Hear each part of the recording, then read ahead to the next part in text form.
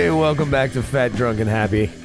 I want to be all three when I die. I'm not going to lie. Perfect. Love it. Whenever that is, dude.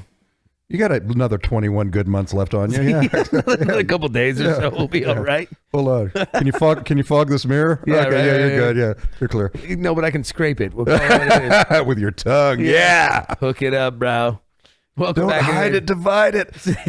Hanging out with Mr. Dave Mao, talking some shit, and the lovely and bald and beautiful Mr. Tony. Hello, Mr. Tony.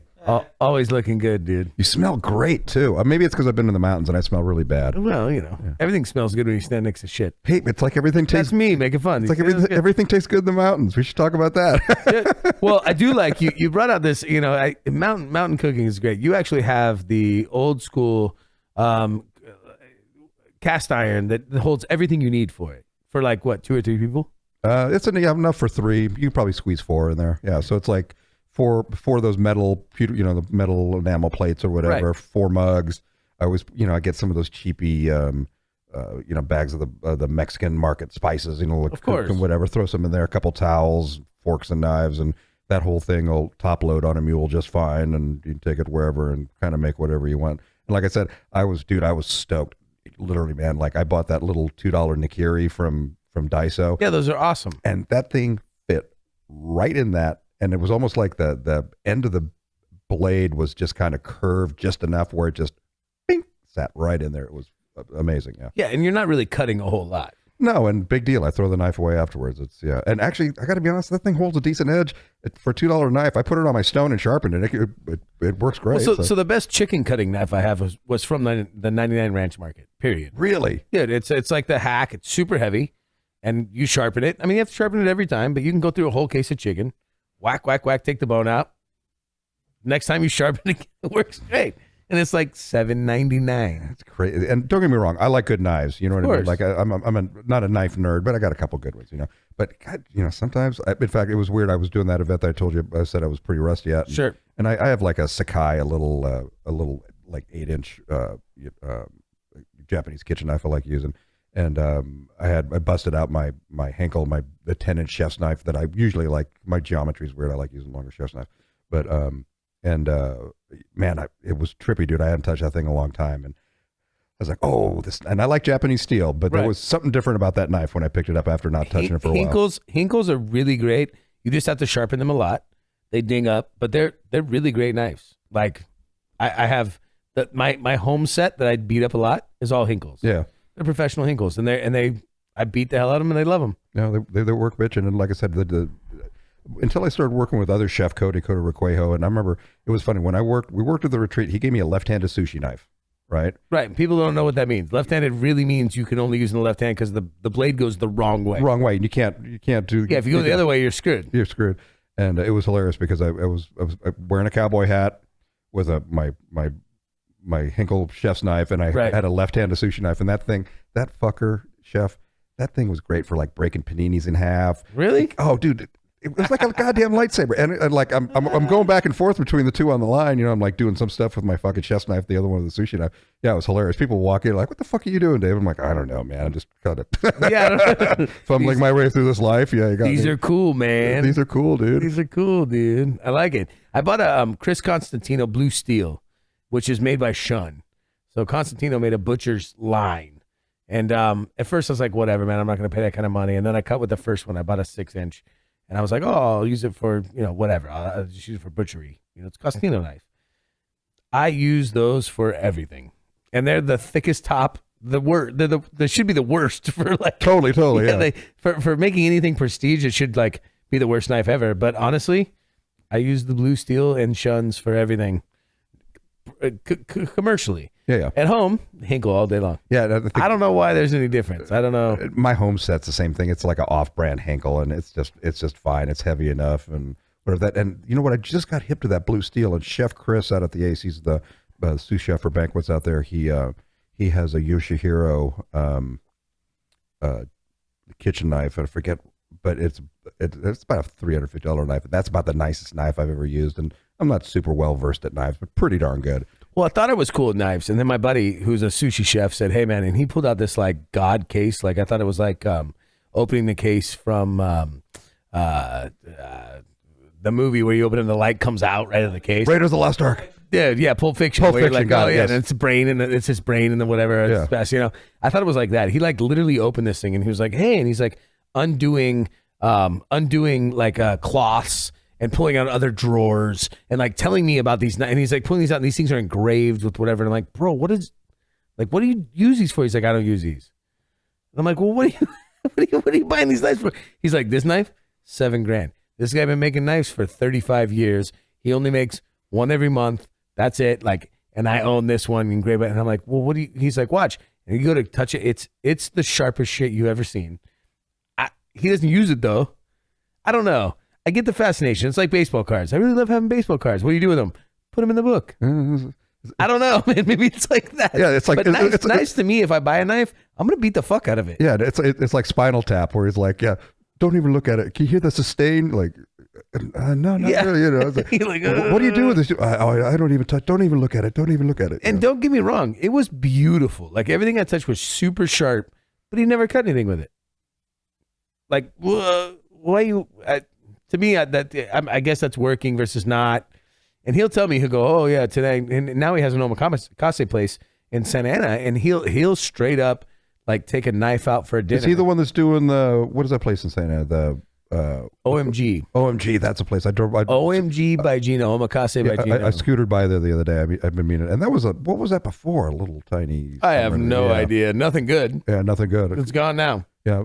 I remember the first time that I used a sushi knife when Cody Requejo let me use one of his, and that was pretty mind bending because that thing literally was like a fucking lightsaber. I remember the first time I ever cut myself with it, I didn't even know. You don't know? Yeah, it was just like, oh, whoa, hey, yeah, that's the worst. That's the inside of my finger. Oh, awesome, cool. Yeah, you're like cutting and then blood. You're Yeah. like, what? And you're like, oh, my finger's gone. I don't even know. No, Like, I literally. crazy. It was a trip. But cutting what I would consider Western style dishes, like we would make paninis, and then suddenly I was using this left-handed chef's knife, which was or sushi knife, which was kind of weird, and I kind of did this long cut. I cut like a whole chicken breast, a boneless one, and I was trying to get him to fit into these paninis, and it was weird territory we covered, chef, because there's sushi plates with paninis and Mediterranean food. That's a little weird. It is pretty strange, but I started doing this like I almost would like shave like a chicken breast laying down at a slight angle with Right. a knife, and it worked a bitchin', you know what I mean? But I was holding it like this, and the first time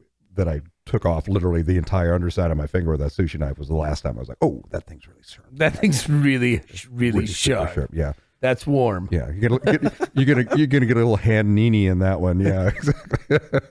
Little hand nini. I got a little hand nini once A little hand nini in high school. In It high was school, great. yeah. It was fantastic. I didn't marry her though. It was okay. Well, you never marry those ones, chef. You know that. You know that. Yeah. So what's food wise, man? What are you working out there right now that you love, dude? What's the new thing you're working on? You know what? Again, we're kind of circling back to the idea of thinking about food and thinking about the reasons why. But I've been working on Happenstance, that court deli over there. Oh yeah. You know what, man? So, true story. I was doing this event. Like I said, I was super rusty. Just haven't been cooking much. I was too lazy to go get the trash can to clean off the grill. We had one of those 6 foot, 6 foot six burner double tank Sure. propane. The catering 101 one. We all rent them for Coachella. Yeah. Absolutely. Yeah. I could describe every millimeter on one of those things. But I was too lazy to grab the trash can, and I literally had all this like grilled sweet peppers and garlic and stuff that had been sitting on there with a bunch of other crap, and I had this quart deli with the leftovers of the olive oil from the chimichurri that I had been making or whatever, and I was too lazy to go to the trash can. So I just was like, oh fuck this, I'm just gonna throw it on here. You know what I mean? And I put the lid on it, and I just threw it my catering stuff to drive back to Orange County, and I was taking my stuff out, and I looked at this thing, and I was like, oh, it's fucking delicious. And sure enough, I let it sit around for a day or two, and that's the best infused olive oil I've ever made right there. Yeah, it's stupid good. The best accidents are my favorite things, dude. Great. You got peanut butter in my chocolate. You got chocolate in my peanut butter. Little freaking Reese's Pieces. Reese is my friend. Reese dude. is my friend. ET phone home, dude. That's the real deal. I love that, man. I've made so many fuck ups into great dishes. I had a dish at Grits that we were opening, and I was like doing whatever, and I had ordered ossobucos, pork ossobucos, and they'd sent me the whole shank. And I'm like, well, that's not what I wanted, right? Like, now what am I going to braise it? Like, we're opening the next day. So I have all these things, and I'm just trying to make it into something. I go out to my car, I open the trunk, and in the trunk is all the, like, beverages from the bar we catered that Saturday. So I have Dr. Pepper left over, and I have like I have things in my truck, and I have like some Dijon or whatever. And so I made this Bing cherry, which I had dried Bing cherries, and I had Dr. Pepper, and I rubbed them with the Dijon mustard, and I cooked them that way, and they became the best dish at Grits. Like, no reason. They were delicious, don't get me wrong, but they were Dr. Pepper braised pork shanks. Yeah. And that's what drives me crazy when chefs over-engineer food. When they get like, okay, it's got to be like this, and this, which I understand the art and intention of that, you know what I mean? But like, happy accidents are just fucking brilliant, dude. Well, you still got to take it like everybody looks at flavor profiles. You need you need sweet, you need salty, you need spicy, you need umami, you need all the 5 points to hit. No matter how you do it, that's your creative move. Totally. And so like, I look at people that are like fine dining that sit and focus on it. That's cool, man. Like that may be your way. But for me, I could take a dump. I can figure that out. Yeah. No, and it'll be a different one, but I mean that's how it goes. Yeah, and it's you know, it's getting that headspace where you don't have to overthink everything, and stuff just kind of happens. You know what I mean? And you also got to head check yourself when that happens. And I do it sometimes because I hate people saying, "Oh, this is so good," when I know it really isn't. You know, right? What I mean? So well, good to them, and okay to you. So I also try and on the other side of that, when I make something that is kind of happenstance and people really like it, I always same thing as the work question with you. I'm like, are they saying they like it because it's really good and because happenstance kind of occurred, or are they saying it because it's me making it for them and they know who I am? Right, you know the art of failure. Yeah, see? exactly. Keeps coming around, dude. Yeah. But also I think that can get too far where you start buying into your own narrative, and I think that's really dangerous territory for anyone, in particular a chef. You know. Totally. Well, I had this one wise man tell me one time that you are not your thoughts; you are the awareness that you have thoughts. I thought to myself, this is the evil fucking thing. Why would that happen? It's like, because there's always something in the back of your brain that tells you good, bad, or ugly. No matter what. Like, the back of your brain is the ego that like argues with you. You're not good enough, or that's not good enough, or you're a failure. So there's something in everybody. And it's whether or not you can look at that and go, it's just my brain working. Like my liver functions, my liver cleans, my heart beats. My brain tells me I'm a shithead. Mm-hmm. That's how it goes, right? And in the end, if you can overcome that, I mean, that's part of the battle. Like the same way, somebody tells me something's good, my initial reaction is, it's not good. Well, and were you a bullied nerd by any chance? No, I was uncircumstantially, like I was the other side of that. I was like the cool kid jock, and I didn't mean to at all. I can't imagine that, Chef. I wasn't at all. Wow. I didn't want to be. I didn't care. Yeah. I was like homecoming, whatever, king, and all that crap, and all I did was never go to school. Wow, crazy. Some people can pull it off. Yeah, like I never went. I did the exact same thing. I got the shit kicked out of me all the time. So, yeah, I got the principal's award for the person who made the most change in the school, and I was never there. So they called me where they give it like the valedictorian medals and all that shit at the end of high school, and they called me, and I'm like, why do I have to go? She's like, you have to be there. I'm like, I'm not getting any medals for valedictorian. Like, what are you talking about, dude? There's no way I'm going to get anything. And sure enough, it was the principal's award because I did theater and football, and I had like the theater guys do Oklahoma, and I had like the theater, all the all the football guys do Oklahoma and whatever. And so we like broke that gap of like the cool kid theater dork, whatever. I was asleep when she called my name. I was like, she's calling everybody's valedictorians, and I was in the back snoring. And somebody stepped on my foot, and I looked up, and the whole auditorium's looking at me. I'm like, dude, everybody's in like nice dresses. I was in a hoodie. Yeah, totally. Yeah.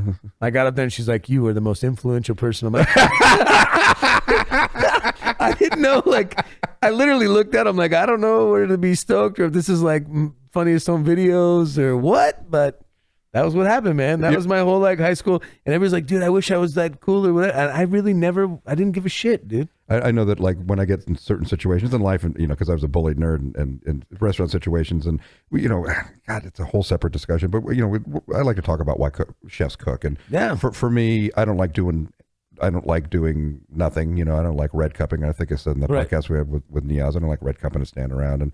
And I think I also mentioned I wasn't my therapist, and he asked what I did bartending and chefing. He's like, hey, there's a physicality between you and people, and you get to put on the show and whatever. Right. There's all kinds of subconscious like reasons why we do what we do. But it just made me think of that. You ever see The Big Night? No. Oh, it's my favorite food movie. I'll have to check it out. Great. And it's cool for me because, like I mentioned, my younger brother passed away, and he and I were beyond tight as far as cooking goes. And it's about two brothers that own an Italian restaurant. And there's this super D-baggy Italian restaurant owner across, and his restaurant's super, super successful. and their place is really struggling, even though they have the best food in the city or whatever. Anyways, the restaurant owner says something. He says, I'm a businessman. I am whatever I need to be at any time. And that reminds me of that. Like you have that charm. You know, you're like, hey, I don't even mean to do this. And whoa, hey, it just kind of happened. You know, like yeah, man. I wish I could tell you there was some grandiose idea for it, but really just shit fell in my lap, and I was like, really didn't deserve it. Like here's a perfect example of something I shouldn't have done. It was given to me was I got called into the office one day, and I was like, hey man, for sure I was in trouble for something, right? Like I don't know what it was yet, but at the time I was really into raving. Like it was my senior year. Oh, you told me about the pants, chef. Yeah. Well, so I was I got nominated from the school to be the Dare role model. Oh, nice. To go around with Miss Marietta and talk to the younger kids about not partying. You grew up out there, right? Yeah. Well, I was Menifee? there. I was there for the end of that. My last 2 years in high school were at Marietta Valley. And so, but I was definitely no pillar of of not doing drugs. Yeah, I was totally an idiot. And here I was like walking around. I graduated with a big Dare role model around my head, and everybody thought it was hilarious except for the people who gave it to me, who thought they were right. I don't know, man. That's just how my life's been. There's worse. Totally. I mean, I wasn't going to tell them no. I was like, yes, I will absolutely do this. Of course you do. Yeah, you don't second guess that one. No way. Yeah, you don't turn around, right? So I don't know. Maybe that's the bad good. I don't know, evil versus whatever. But that was like part of my whole childhood was like, sure, man, I'm that guy. When really, I guess I buffooned him again. Well, that's that failing upward thing that you brought up last time we were together. You know, yeah. So I guess, and certainly, I've kind of faked my way into a lot of situations with a lot more Woody Allen in the back of my mind than probably you went through. You know what I mean? Because I'm always kind of constantly, oh fuck, when are they going to figure out that I don't know what I'm doing? And I'm like, oh, okay, well, I got it figured out. But yeah, that thought of like landing in situations where you shouldn't be and suddenly making it work. You and I probably have opposite approaches to where that comes from. You know what I mean? But as long as you make it work, man, who cares where that energy comes from? Yeah, you know what's crazy is I lived with the theory of fake it till you make it for a long time. And now that I listen to like the Gary V's of the world and the people out there, they're like, no, that's wrong. I'm like, they are wrong. You should just admit your faults and say you're trying or not trying, because that's really what you were doing. Just everybody was doing the same thing back then. And now fake it till you make it is a real thing. Now it's like, just tell them you don't know, but you're going to do it anyway. Like it's the opposite of that. It's totally. Like so honest that fake it till you make it was like, we lied about it. We're like, oh yeah, we've done that before, and the crazy thing is even to that theory, I got put into the fake it role by other people. Yeah, totally. They're like, you're this guy. And I'm like, bro, I don't want this, but I guess we'll do it. Because if I say no, then I'm definitely not that guy. Yeah, well, and a lot of companies now are hiring people with zero experience. Like, they're like, you know what? We'd rather just show you how to do it and not have you bring a bunch of fucking bullshit baggage to the table than then we'll just show you how to do it. It's kind of the same way with my hiring process out in Palm Springs. The people in my kitchen generally, except for Chef Cloudy and a couple others, relative newbies, like, it's easy. Trust me. And like we talked about last time, just show up. I don't mean show up physically, be there. Just show up. When you're here, be here. Be present. Be present. Be in your headspace. Everything else will fall right into place. Don't worry about it. We'll figure it out. But yeah, that the idea of plugging yourself in, faking it till you make it is kind of cool unless you can't pull it off. But maybe it's kind of cool to just cop to the fact you don't know what you're doing and like, I'll get this. I'll get there. Yeah, totally. That bullshitting factor can get a little stale sometimes too. Nowadays, I think it's just not existent, man. People are just way too honest. Like the dishwasher I told you about, he told me straight out, he called me and said, hey man, I know tonight's going to be busy. I don't want to work that hard. I'm not going to show up tonight. I didn't hear about that one. That was a true story. He called me straight up and said, I know it's going to be too busy. I don't want to work that hard. I'm going to call in sick tonight. Well, I admire his candor, but yes. Well, that's what we're talking about, right? Like totally the other end. I told him, well, cool. Well, you don't have to ever work for me again. Yeah. This is the last time we'll have this conversation. However, you did give me a nice laugh, and I'll wash dishes tonight. So have a good adventure. That was a true fucking story. I love stepping in the pit after all these years. I did it at the Ace a couple times. I was like, it's like, okay, cool. I got some doing dishes, man. Like, yeah, dude. But well, and all night people are like, "What are you doing?" I'm like, "Well, it was busy tonight, so I guess I'd wash dishes." Right? Like, what do I say? Right? Like, it's so honest. Like, the dishwasher didn't want to work, literally. Yeah, and Even though he worked for me for months, he's like, yeah, and who's scared of work? But whatever, dishwashers don't make that. Well, and I did a piece for the Weekly about one of my early pieces for them was about the life of a dishwasher. You know, that unsung life. Everyone pays attention to me and you. We got the big fucking egos, you know. We got all the fucking bells and whistles. But it's that guy scraping our fucking hotel pans and back for us. No, that's a winner, bro. Oh, totally, dude. Yeah, he's scraping up the fucking bindles and the puke in the bathroom. And yeah, that guy eats filet once a week. That guy eats lobster. Yeah, like whatever you want, dude. Yeah, he gets Clean whatever he wants. Pants, make my life a lot. Make me look good. Please God. Oh, please God. Yeah, give me. And that's what I love about. Me and Chef Cody Requejo did something about sous chefs and what makes a good sous chef, and the long and short of it is like, good sous chef makes the exec look good, man. He's like, that's what I want. Like, just make me look good. Like, I'll give you the title, you'll get paid. Just don't let me fuck things up too much, Like, yeah. So I got to ask you something. I was cracking up the other day. I was looking at this title of like the kitchen, and I won't mention restaurants, but they had this. They had a chef, they had an executive chef, a chef de cuisine, a sous chef, and then like 4 junior sous, and then a chef de partie. And I was like, how many fucking people you got in your kitchen? What, 45? You got bro, all these guys overlooking everybody else? Is that a way you don't have to pay somebody, but they work because they get a title? Like, I don't know. I didn't even know what to think. Like, what does the 3rd junior sous chef do? Yeah, and I have no idea. And are all those guys answering to the guy above him? Like, there's no group communication. Like I have to say to you, I think this tuna might need to be prepared this way, and this guy goes to the other guy, and this guy goes to the other guy, and like that doesn't make any sense. Is it a circle jerk in the walk-in of like junior sous chef? So who's going to talk to the next guy? I don't get it, dude. Yeah, I'm confused. I never saw that before. And then when I talked to them, they were like proud. They're like, yeah, I'm a junior sous here. I'm like, yeah, but there's no cooks. So like, what are you above? Like, what are you suing to? I didn't know, man. Yeah, suing implies overseeing, and if you're the low guy on the totem pole, and you're the junior sous fry guy. Yeah, you're over. What are you overseeing? Scullery? Like, yeah, I'm the scullery sous. Okay, great, whatever. Yeah, I was dying, bro. I didn't know what to do, man. I was like, what is this world? Like, I was buffooned. I had no idea. You know what it is? My godson got a. I remember this is. I'm going to get political for a minute, and I hate PC culture, but anyways, he came to me and he said, "Hey, Uncle Dave, I got first place." What? And I was like, and I didn't say anything to Toby, my godson. I'm like, oh, that's awesome, Toby. Great, dude. That's super killer. And I grabbed my friend Vala, who I've known, lifelong friend. That's why she made me her godfather. And I was like, Vala, get the fuck over here. I was like, what's a first place bullshit? And she's like, oh, well, that's what they're doing in their school now. They don't give first, second, and third place. And I'm like, well, what do you mean? And don't get me wrong, Chef. Like, I remember going to summer camp when I was a kid. And when you're in like 2nd grade, everyone gets a best prepared camper thing. You get a best paper mache maker. I'm from Texas, dude. That shit did not happen. Okay, Texas probably not. Yeah. 5 years old, you either won or lost. That was it, dude. And if you lost, your dad went, "Don't lose next time." That was it, right? There was no like. When I got to California, what are you, Asian?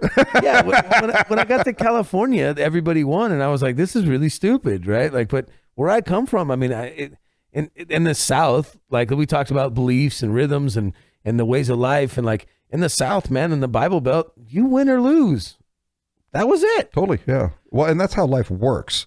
You know, this like winner, everybody wins nonsense is like, no, everybody does not win. There's winners, and at least part of the culture I grew up in is you admire the winners and you seek to be like them. You know what I mean? And I think what you're seeing in that kitchen is a manifestation of like, well, everybody gets a title. Well, if your title's meaningless, then having a title doesn't mean anything. Yeah, and it sounds redundant. I know. You get a card that says, I'm a junior sous at a place that has 7 junior sous, right? Like, I guess. And first of all, when did junior sous become a thing? I've never heard of that shit. Why would you want to be first of all, if you're aspiring to be a chef, a sous chef and a chef de cuisine are things you have to overcome to become a chef. They're not fun. I was a sous chef and a chef de cuisine. It sucked. Yeah, totally. You're the dude that does everything while the chef shakes hands and looks good. Yeah, like we said, that's what the sous chef does. Right. It makes the exec look good. And you hope that one day you don't have to work so hard. I mean, that really is I'll rename the title and call me an asshole or whatever, but that's what it is. And now you want 4 juniors of those? Who wants that? Yeah, and who are they making look good? If it's your job to make your boss look good, maybe that's why I shouldn't cook anymore, because I don't get that whole thing, dude. Yeah, and I was very fortunate. I blew like right through the sous portion of my career, and I mean, like I looked in the rearview mirror and it was already behind me because right. You know, I exact, but I kind of worked broiler and worked lead and stewed for a hot second, and then all of a sudden I was kind of bartending. I graduated from film school, and then I opened up the retreat and rolled into the whole different deal. You know, and it wasn't like I was an executive chef of a big crew. The Ace was the biggest place I've ever worked at, but you know, it was me and Cody. We were the executive chefs. We had a couple guys working for us, you know, so I got the title without a lot of the freaking operational stuff. But that was a big lesson at the Ace, was, you know, big operation, man. And I thought I had it all figured out till I walked in there, and that's not even the biggest hotel or operation in Palm Springs, and that's a whole different beast, and you've got way more exposure than I do to that. You know what I mean, dude? It's and what's crazy is a lot of those things still function in that way, and that archaic train of like, you know, this guy answers that guy in the military form, but that's kind of just going to the wayside, man. It's like the new generation wants a trophy for being a line cook, dude. You're a line cook. Yeah, it's cool, man. I'd rather be a line cook than a sous. Why you want to be a junior sous? I don't understand. Yeah, well, you know, a good line cook. Let me put it this way: I don't know what the going rate is. You know better, you know. But you know, crazy. If I could find like a good line cook, I'd almost pay him 20 or 22 an hour just to keep him around. You know, I would imagine that would be a feasible number depending on things. But yeah, you know, like, okay, great. Back in the day, it was 14, 12. Yeah, you know. I think I made 9 and was like the lead line cook. What's that? 9 or 10? What was it? Japanese Knife Imports that on their Instagram once a week they post for all the places that are looking for work in LA. Oh, is it not Japanese Knife Co? But yeah, some knife. Yeah, I know what you're talking about. Yeah, like once a week they have their, you know, hashtag LA. Yeah, and it's like the whole thing's full of legitimate shops, real shops looking for people. There's nobody. Not Red Robin, you know, not whatever. But like really, like, oh, I've heard of that place. Oh, the Beverly Hilton's looking for. Yeah, it's crazy to think about. Well, nobody's in the border anymore. Nobody's coming over the border, so that must be it. We're trying to build a wall. Nobody wants to come hang out with us. So we have no more cooks, which is really a bummer. Yeah, they were my favorite. They're my favorite. That's what I want in my kitchen. Hardworking, good, wholesome people. And apparently we built walls around them. I don't know. That's got me. Not being political, but being political. But being political. Let's get. I tell you what. Let's get really super political and gross. That sounds rad. Yeah, I don't have anything good to say about any of them, really. I just kind of go, why did you choose that career, you sneaky fuck? Yeah, they're all sneaky. Yeah, oh, you're a politician? You should take in the pooper. That's really what they remind me of you in high school, Chef. Yeah, well, exactly. I don't know why I got here, but smiling. Everything's good. I'm your leader. And now we can do something. But anyway, that's how that goes. And that's the game, man. Well, hey, thank you for hanging out, dude. Yeah, hey, my pleasure, man. Seriously, anytime, dude. You know me, man. I'm down for the cause. Well, dude, the living room is very comfortable. I'm not going to lie. Dude. That little bad glass of wine and Tony, and we make a mean threesome, dude. I'm down, dude. I'm down. It was funny. I'll leave it on this note real quick, but before I bought my house, I didn't care what my house looked like. I lived like a bachelor all the time. And then when I bought this place and I got like the cool mid-century furniture, when I came home, I wanted to be like Sunset Magazine, 1948, every single time I walk in this front door. Like, the rest would be destroyed. But I'm like, this is a place to chill. So I'm glad we got a chance to sit down and do this. Dude, we will do it again, dude. We will invite people and we will do it again. And hey, speaking of which, I'll bring this up, and it's not for self-promotion, all because it's not a monetary thing. But on Mondays here, when we all have Mondays off since we're in the business, we do what we call Monday Pool Brunch here. Me and Chef Cody Requejo, Chef Aaron, Chef Diego, all these guys.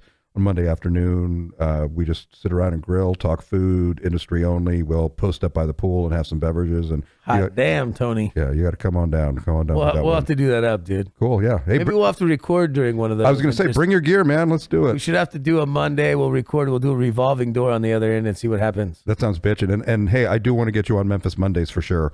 Down at Memphis Cafe for me and Cody's podcast. Yeah, we'll do it up, man. Yeah, for sure. I'm down. We'll do it up, dude. I look different in another light, though, man. I'm not as nice looking. Tony does a good job of making me look good. These flat panel LEDs. Yeah. You don't think they're flattering? Tweak the color temperature a little bit. No, I'm just saying. I look really good in these. You're looking a little ruddy right now. Maybe cool the temperature down a little bit. You're welcome. You're welcome. You're welcome, buddy. Anyway, thank you for joining us with Fat Drunk and Happy. We'll talk to you later. Peace. Peace out.